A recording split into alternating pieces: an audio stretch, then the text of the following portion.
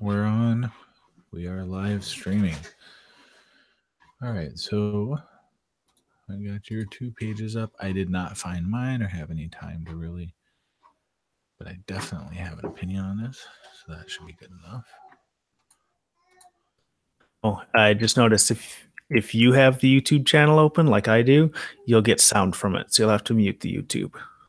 I do have the YouTube channel open, and Oh, if I it's I heard your voice twice. did Once you? is enough. Do you know? Once is No, I more muted than the enough. YouTube channel.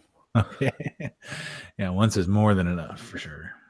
All right, so I think we're on. It's just us. I see 3 people viewing. I wonder who that other one is. Doesn't matter. All right, so I think we're pretty close already. You got any projects? I always have projects. You always have projects, but you said you did you redid your keyboard, and you're gonna make a business out of this too, right? I've been making the mechanical keyboards, and some people are starting to convince me that maybe I could make a business out of this, a side business. And I showed you the one last week where it was just intended to be for the left hand. And that was intended so that I could type on that with my left hand, and I could type on my regular mechanical keyboard with my right hand at a comfortable distance. And I've been doing that sort of thing, but I gave away that keyboard to a friend who I said, I will give you this for free if you will decorate it, because I want a version of it that looks nice. And she's a designer. So I'm excited to see what she turns out. In the meantime, I've started making my next version, which has both hands. I think you can see that. So these separate, they're held together by just a piece of audio wire, actually. And I can flip these around. You can see the circuit boards inside this week. But I just got these mechanical keys for it. Last week I used Cherry Blues, which have that real distinctive clicking sound. But I did want something that I could use at work or out in public. So these use Cherry Blacks, which are much quieter. Holding it right next to the microphone probably makes them seem a lot worse than they are, but they don't have that intended audible click to them. So that's one thing I've been working on. All right. How about you? What's on your plate? Not much. You know, I got these 2 jobs and everything. So, I mean, I've been working for Blockpool, which is great. And now that crypto's kind of coming back, it's even better. So it's pretty exciting. Yeah. Pretty exciting. It's just keeping me so busy. I don't do anything personal anymore. I mean, 2 full-time jobs and the kid, you know, it's just as much as I got. I bet. Yeah. So you also said you had something to talk about with our long-range implants. Yes, I think implant project. I think we mentioned this on the audio show. Maybe 8 months ago or something. A long time ago in relation to the length of our podcast. And the idea was that we were just going to get some long-range RFID tags. They're fairly inexpensive. I think on SparkFun you can get 5 of them for $1.50. So, you know, basically shipping is more expensive than these things. They're bigger than the RFID tags that have been implanted. They're also flat. And there are some flat ones you can get from Dangerous Things. The whole Flex line of stuff from Dangerous Things, those are flat. And what we wanted to do with these long-range RFID tags was to be able to have our house recognize when we're home. So instead of having like you scan your hand on your doorknob and it unlocks for you. But what this was intended to do was when your home senses that you're within is like 50 meters or something. It was huge range, and they're still passive tags. They don't require a battery. Your house would say, okay, Tim is home, and it would unlock the door. It would open the garage door when it notices that you have arrived, you know, between rush hour and the time you get home. Right. Yeah, and I want my regular doors. I want those all to be wired up so that as I approach, they open and close behind me. That'd So, be, oh, you know, yeah, I mean, that stuff. Yeah. that'd be awesome. So, and Tim, I haven't told you my new idea for it because I want to mention another thing that we've also mentioned on the show is when we broach the idea of RFID and why it would be useful to people. I had said it's like a button only you can press. And what I had meant by that was when you come home, you have a virtual button on your door that only you can press. Well, you and your wife. Mm-hmm. And by holding your hand near it, you essentially press that button. It activates, and only you and your wife can do that. And I kind of brought these two ideas together. And I thought, what if we had these long range RFIDs, but they had a button integrated into them? So let's say you had your RFID on, I'm going to use the outside of my arm as an example because it's easy to see on camera, not because that's where I would put it. But you have this tag in your hand or in your arm, doesn't matter where it is so much because with the small tags that we've been using, you need to put it near a reader. If it's long range, it doesn't matter to the reader if it's in your wallet or in your arm. So the idea is by putting a switch there, when you're in range of your house doesn't necessarily know you're there, but you press this button and it makes the circuit for the antenna.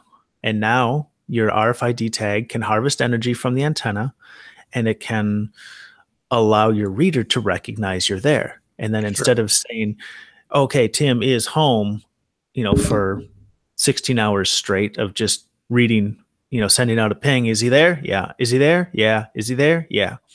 This just constantly listens and you press it and it goes, oh, okay. Tim just told me to do something. Mm-hmm. So what kind of switch are you planning on using for that? Like one of the little button? Yeah. Real small. And then that'll be coated. The whole thing would be coated in silicone. Right. So now you wouldn't be able to, and those don't last a real long time though, do they? Like 50,000 presses. Okay. So hopefully long enough. And the idea is that, it wouldn't be something that you'd be pressing 1,000 times a day. Right.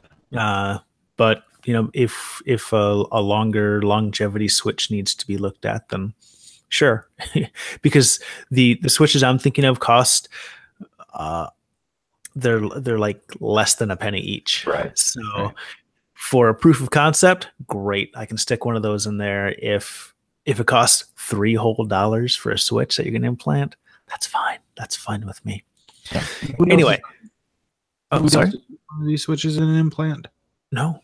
The only switches that I've seen people use for implants have been reed switches, which are magnetically activated. So you have to trigger the switch with your magnet implant, and maybe that's the way to go. Mm-hmm. Now, it's important to mention the reason that I want to use a switch in an RFID tag, because that hasn't been done before, to my knowledge, at least not a passive RFID tag, and certainly not a passive RFID implant.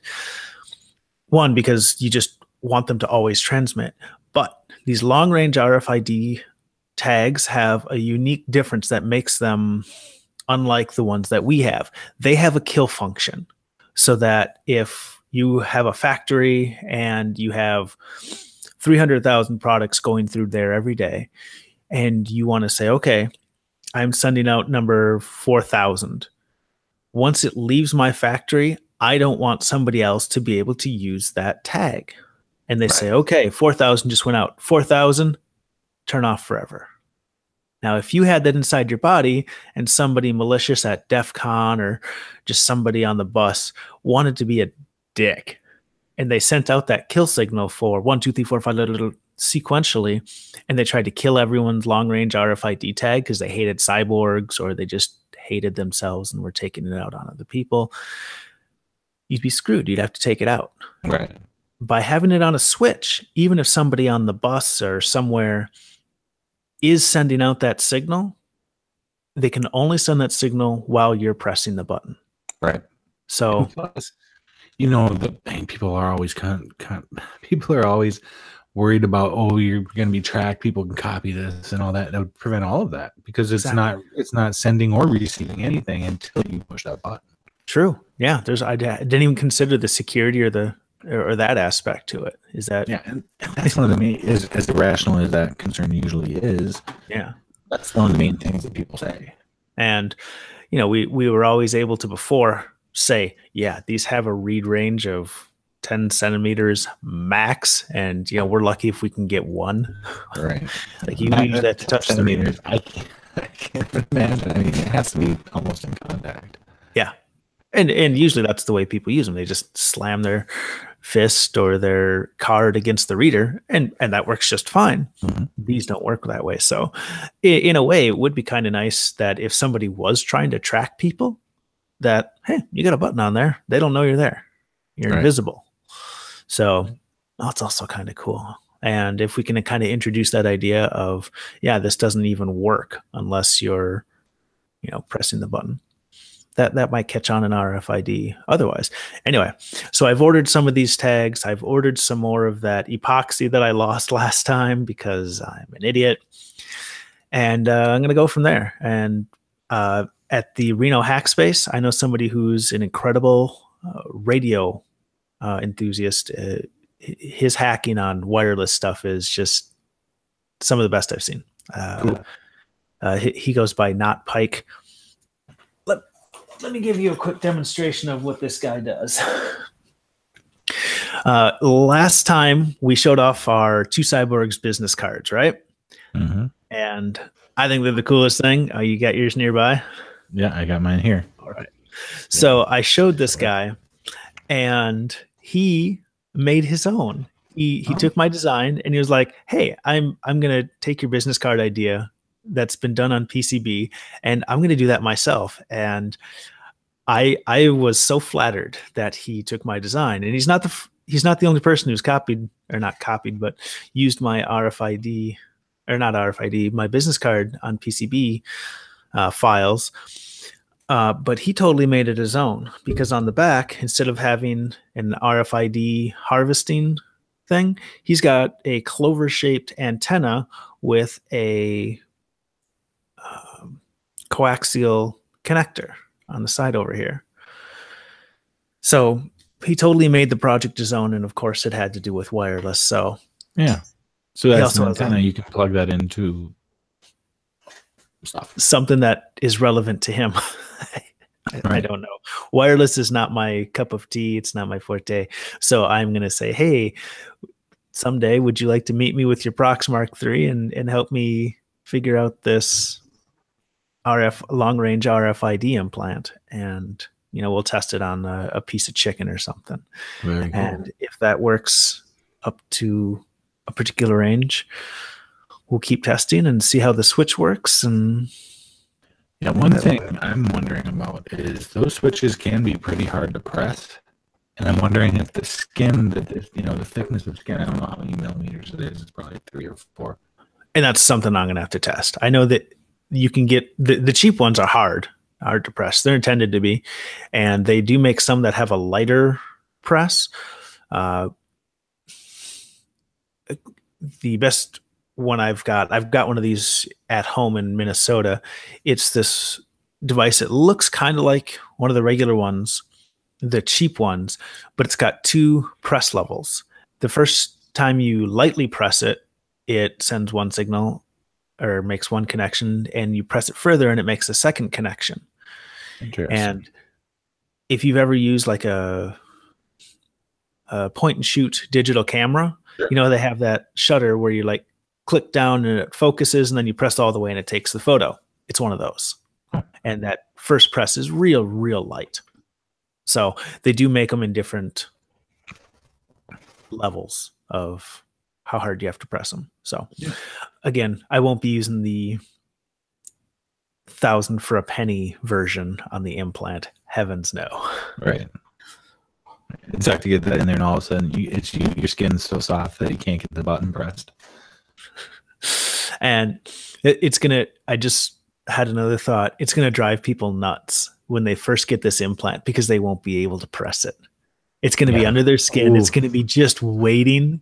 And we're like, okay, it's in there. Now you can't touch it for a week and a half or until all the swelling is gone. You're like, right? What? It's like it's that proverbial don't press the button. But the button is right there. I want to press it. Oh, that's going to be maddening. Yeah, it will be. All right. So I think we're ready to get started. I've done my checks. Have you done your checks?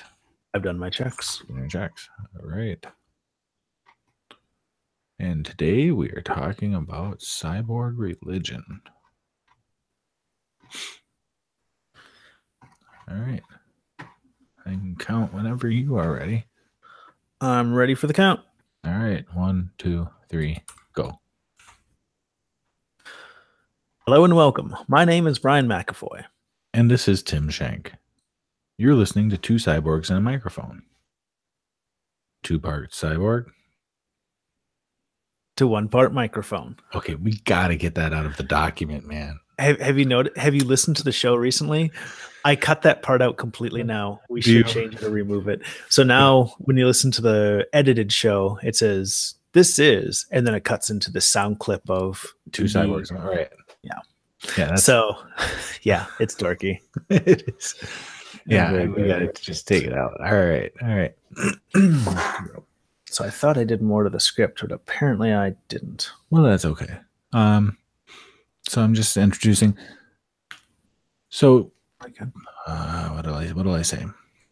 Well, this week we're talking about cyborg religions, and that's not the way that religion relates to cyborgs. That's not the way. It's not the way that cyborgs and religion relate.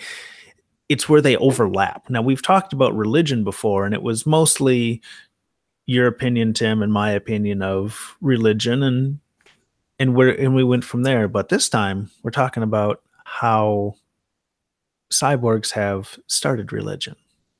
Yeah, I've read a few of these. I found an actual Church of Cyborg where and I didn't see it I can't find it now, but I saw it's been a couple of years now that somebody started a Church of Cyborgs, and the whole intent of the church was to add mechanical and electrical augmentations, which was sounded kind of cool, and I don't know whatever happened to it,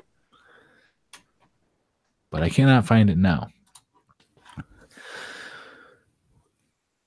The thing that spurred my interest in this subject for us to talk about it this week was because somebody on biohack.me, I think it was FemButch, wanted to ritualize the implant process. And it was not done for religious purposes, but this is definitely an overlapping area. The idea was that if people are getting implants, it needs to be safe. That is like priority one. And by making it a ritual, it could put the patient at ease and think, okay, this is the way it goes. Everything is on rails and moving nice and smoothly, and I have nothing to worry about. I can relax.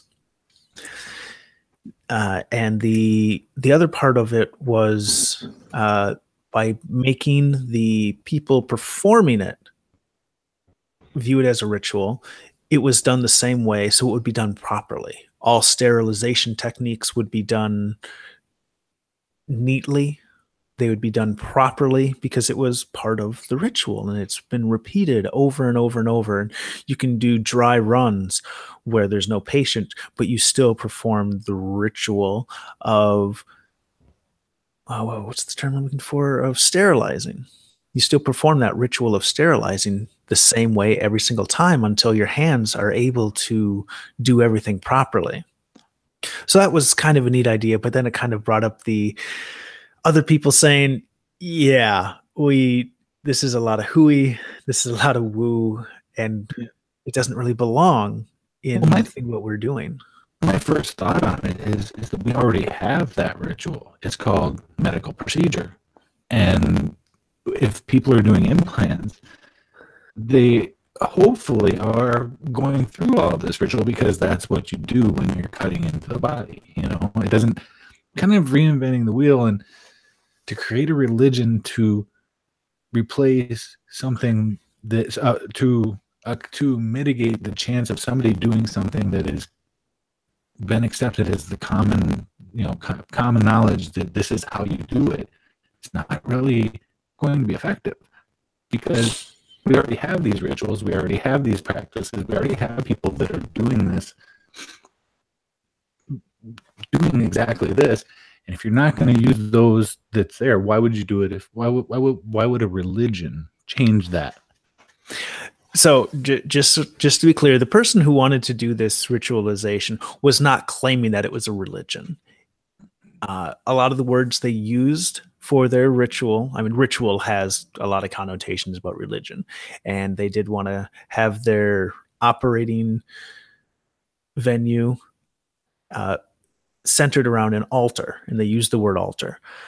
So my guess, and I don't know, but is that they understood this portion of ritualization and how it can be reassuring to the person performing it and it being performed on, that it was repeatable and there was a reason it was done this way, and it was going to implement those medical procedures.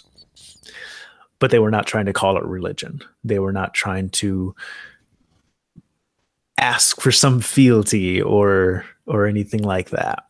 Yeah. Anyway, the person who made the exact same comments of you of there is medical procedure, I think was Cassex, Jeffrey Tippett, and he's a nurse, and so he said, yeah, don't try to ritualize this because there are too many people who are different.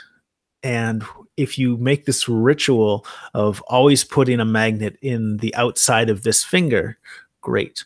What happens when somebody says, now I want it in my index finger, and you grab the scalpel and you grab the sterilization and you start doing the wrong finger, and this person is, this patient is like, hold on, wait, stop your ritual, and all of a sudden everything goes out the window. You're like, okay, now your ritual doesn't work.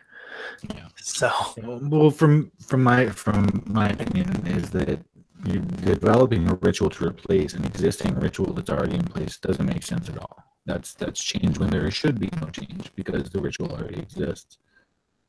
And if that ritual already exists and people aren't doing it, I don't think they'll do it if a new ritual is presented to them, because they're already denying the existing ritual, which has value all by itself. So I don't get it. I guess sometimes people want to, I guess, reinvent the wheel. I hate using that term, but I mean, there's no reason to create a ritual around this. I think there are some people who would appreciate it, and I think there's some people who enjoy that type of mentality when it comes to something. I mean, this is not just an ear piercing. This is something that is, this is an augmentation. That's a whole different class of body modification. And I don't want to make people think that by not doing it this way, you're not one of us. Yeah, I get what you're saying. I don't know. And there's also other more. There's one of the links you shared was the Church of Transhumanism. Yes, totally different. Totally different. That doesn't specifically apply to implants. It's a church. I guess I'm struggling to understand the real purpose here. Okay, the impression I got from this one is this was started by Amal Garafsta of Dangerous Things, who I've already talked about. You might want to. I think he pronounces it Amal. Amal? Okay. All right, let me start over. So this, as I understand it, was started by Amal Garafsta, who is of Dangerous dangerousthings.com notoriety. He was one of the first people to really say, look, I've got RFID implants in my hands. If you go to dangerousthings.com, you see an x-ray of his hands with very visible RFID implants in the webbings. And I think he is a smart businessman. He's managed to run and expand Dangerous Things for a long time. And I think this is his way of protecting his investment by saying, okay, if I've got a religion that says this is A-OK, now a government entity cannot swoop in and say, we do not allow implants because we are the government. And he can say, whoa, I'm grandfathered in and I've got a religion. Keep your laws off my body. Right. And that was the impression I got. Okay. I was, I think, the 5th or 6th person to send a public donation to him. And I said, as a Catholic, I see why this is important. Here's some money. Because I agree. I think there just needs to be an upswell of people who are confused and scared by implants to say, no, nobody can have them because they scare me. And a law like that could pass. I think I think you're right. There's potential there. As far as an actual religion, though, I don't think transhumanism can qualify. Because, well, one of the things that makes humans able to work in large groups is the ability to believe in an entity that does not exist, something that's bigger than them, corporations, your country, gods. Now, when you're talking about the value of religion and why it works and why it's so powerful, it's because you have a personality that doesn't technically exist in reality that everybody can be on board with. And transhumanism doesn't have that. Transhumanism is all about individuality, individual choice, and uniqueness, which goes against everything that all religions have ever proposed. I agree. I agree with you completely about this being a religion. And I think Amel's aim was to keep laws away, not to make himself the super high priest and conduct people. No. But that's what religion does, and that's why it works, is because you can have one figurehead, whether it's an imaginary guy with, gray cloud, in the clouds with the gray beard, or whether it's, the spirit of the earth or whatever it is. Sure. But that's what makes religion work. And it's very valuable. It's taken our species from being, cavemen, Neanderthal type, to being able to cooperate on broader than it's taken our race and given us the ability to cooperate on a scale of and allowed us to be able to cooperate on a broader scale than even continental, even it stretches across the world. Transhumanism is not, I don't think there's any real value in having a religion that says that I'm unique. It doesn't do that much. I think it's purely there for I think it's purely there for legal purposes. Okay, I get that, but there's others too. And I'm going to. Oh yeah, I'm just talking about what's the name of Amel's? It's like Church of Transhumanism. Okay, that's pretty straightforward. Yeah. There's nothing in there that says, "Yep, you must tithe, you must pay fealty." I didn't see any of that in there. It's really just a protection for the ability to upgrade yourself. Precisely. And I think that's all he wants it to be. And it's just kind of another legal weapon at his disposal. And I'm on board with that. As a Catholic, I think that's smart. Hey, so now let's get into some for a moment. Okay. Emergency upstairs. Just give me one moment. Let's keep pointing. I think it's just you and me on the broadcast, so I don't think you need to keep anybody entertained. I'll be right back. All right, folks. I will not keep you entertained. Sorry. Y'all can just sit here and Watch me drink my coffee. I know this is a live broadcast and it doesn't appear that there's anyone watching, but I do send out this link so people can view it at a later time and come back and say, oh, yeah, there's that 3-minute stint where Brian talked to himself. Believe me, 3 minutes is a short amount of time for me talking to myself. I can tell you about the Two Cyborgs and a Microphone swag Tim and I are always wearing. So we've got our Two Cyborgs mugs, which you probably hear us talk about every single show. It's the very first thing I ordered myself from Cafe Press because I wanted a mug, and they have these enormous size ones. Like this is 16-ounce mug or something. It's heavy enough to beat a horse to death, and it can hold enough coffee to keep me going all show. In addition, they have the hoodies, which I appreciate. Tim appreciates. I think it's a Minnesota thing. I did wear this to DEF CON 25 pretty much all the time. I was kind of hoping somebody would pick me out and be like, oh, yeah, I know that show. And then I was going to buy them lunch. But nobody picked me out, so I didn't buy anyone lunch. Sorry.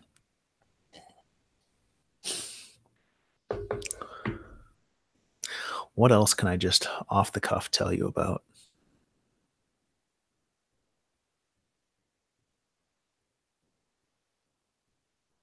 Sorry, Brian. No worries. I was sitting very still pretending that my video froze. Oh. Turn my camera back on there. Not like he wants to see me, but all right. So we're up to 15 minutes. I guess 2 of it was probably when I ran upstairs. And several minutes of that is just us repeating ourselves. So we have good, clean sound clips. If you are listening out there to our live broadcast and wondering why do they stop speaking in the middle of sentences and then jump to the beginning of the sentence, we do that so we get nice, clean audio clips later on. And it took us a lot of self-training to be able to do that. Yeah, and by a lot, I still forget. Right. Which I'm sure you know because you do all the editing. Great fun. All right. So the last thing we wanted to talk about was cyborg religions or transhumanist religions that are straight up trying to be religion. Okay. Yeah, it doesn't make sense. Doesn't make sense. I'm having trouble finding them today. I've looked these up before. I can see why they would just fizzle out. Because how do you have a religion that says, go do your own thing and don't listen to us and then come back to hear what we've got to say? What? It's in conflict. I mean, it's not self-sustaining, that's for sure. Right.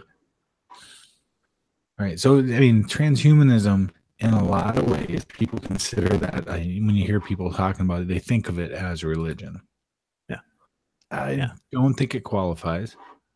It shouldn't. Because there is no God in transhumanism.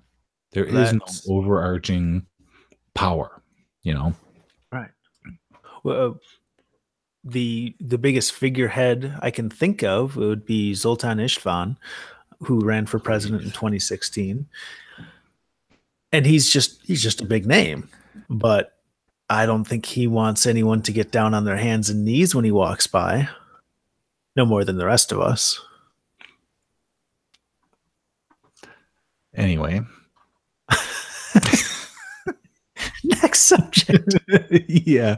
I'm just gonna not comment on that because I'm just not gonna comment on it. So shucks. Well, we talked to, we had Zoltan and Isman. He came to one of our events with Twin Cities Plus and everything. He's a very nice guy. That's all I got to say. Very nice guy. Have you read his book? You did read his book, right? Because you came. I did not read his book, and I heard he was trying to distance himself from that. He was like, "Yeah, I wrote that, and I don't think that way anymore." Okay. Anyway, so I can't find anything, and I should have done more research on this beforehand, but I run out of time sometimes. So I have seen a religion around cyborg, around mechanical and electrical implants. I don't think that it's a candidate. I don't think that there could be a cyborg religion because it is all about individual freedom, and that's against every religion, right? You could kind of idolize technology, though. But without giving it a personality, is it really possible to rally around something that doesn't have a personality, or even whether it's real or imagined of its own? I imagine you could. So keyboards are technology. The electronic keyboards are, in the scope of other religions, they're fairly new. So this could be seen as paying homage to technology. Who's technology? What's technology? What are you paying homage to? The concept of technology. I'm not saying this is a great idea. I'm not saying anyone should do it. I kind of hope they don't. But in a way, we kind of all do. But I'm suggesting what I'm suggesting is you can't, because without a central judger or judgment, without that one personality that is identified with the religion, there can't be anything to rally around. You can rally around technology, but you need a point. You need a focal point to rally around for anything. There has to be a single idea or a single person or personality, a single entity. Otherwise, you don't have anything to rally around. Yeah. Maybe. I think you could. I think you'd have to try real hard. I think you'd have to do the things that you consider important. Like if somebody said, "Oh yeah, if somebody said we're a religion that just focuses on technology, and once per week you need to experience new technology and blog about it." I'm not seeing that I don't think it could work. Now, if you could find a way to give technology a personality, like an AI, a single AI. Oh, yeah. Well, now you have that one personality that we all can worship. We all can imagine this is what the will of the technology is. This is, that technology is now able to judge us and to determine our worth. And now you have something that you can build a religion around. But I think without having a single point of will, I guess would be the best way. You can't really have a religion because it's too vague. You got to have that one personality that is in charge of everything, that everybody is, bowing to, worshiping to, praying to, being judged by, being filtered for heaven, all of that stuff. You have to have that one will. And so maybe with AI, we might see something like that. But I think except for the judging for heaven, you could do Watson. People who appear online a lot would be favored by Watson. Oh, see, now I think you're getting somewhere. Vladimir Putin is a big figurehead in the Watson religion. Yeah, see, now Donald Trump is way over there, and we could do dry humping Watson, and then there's Elon Musk, who's just straight up the atlas of the Watson religion, like holding up the entire world because of his view on technology and the recurrence of his name. Yeah. Now, see, yeah, I think that demonstrates the point. Now that we're talking about a single entity that we can all rally around, I think that now, so let's do it.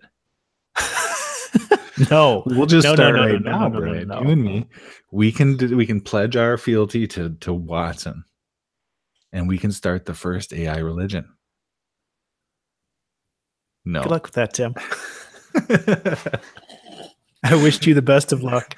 I don't need luck. I'll send you $4.99 a month just to be on the safe side. Yeah. I don't think I need luck. I just need the goodwill of Watson. All right. And for a low investment of only 0.001 Bitcoins per month, you too can become part of the Watson religion. Yeah. So I don't know. I think we could see something like that, especially with AI. When the first AI wakes up, that we in a way that we can verify. I think you might start seeing it almost immediately. That All people hail are, Skynet. yeah, yeah. I think you might see something like that. Interesting. We could start it, Brian. We could be the first two. We could You do can it. make that one of your personal projects. I'm going to keep working on keyboards and long range RFID, but man, best of luck to you. Yeah, I won't do it, but I'm really counting on the fact that you don't.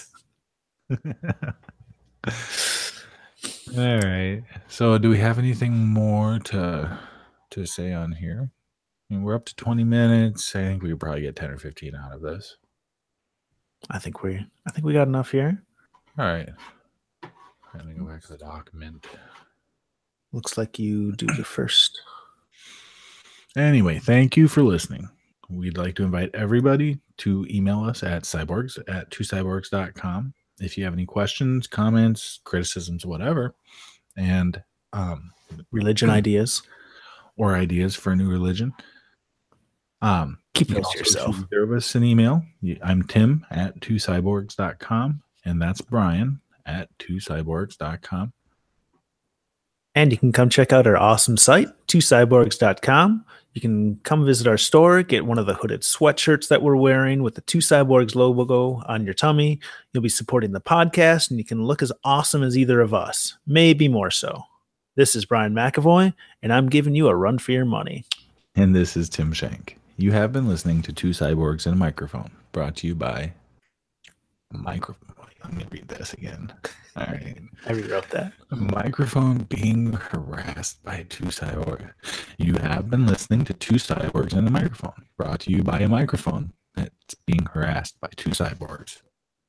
Like, follow, share, +1, and don't forget to subscribe on any of our popular podcast services on Like, follow, share, +1, and don't forget to subscribe on any of the popular podcast services, including Google Play Music, iTunes, and Stitcher. You can help us move up the podcast ladder by subscribing and commenting on iTunes. And don't forget Twitter. We're trying to get our word. And don't forget Twitter. You can tweet us at Two Cyborgs. No, that's not okay. And now we're on Twitter. You can tweet to us at Two Cyborgs. That's the number 2 Cyborgs. Good enough. Bada bing, bada boom. All right. So I'm going to stop. I have stopped as well. All right. So cool. All right. Now I'm going to get back to this little baby is the best thing in the entire world, Brian. I tell you. She just makes me so happy all the time. And she's a daddy's girl. I can make her laugh at just the drop of a hat. I'm going to stop the broadcast right now.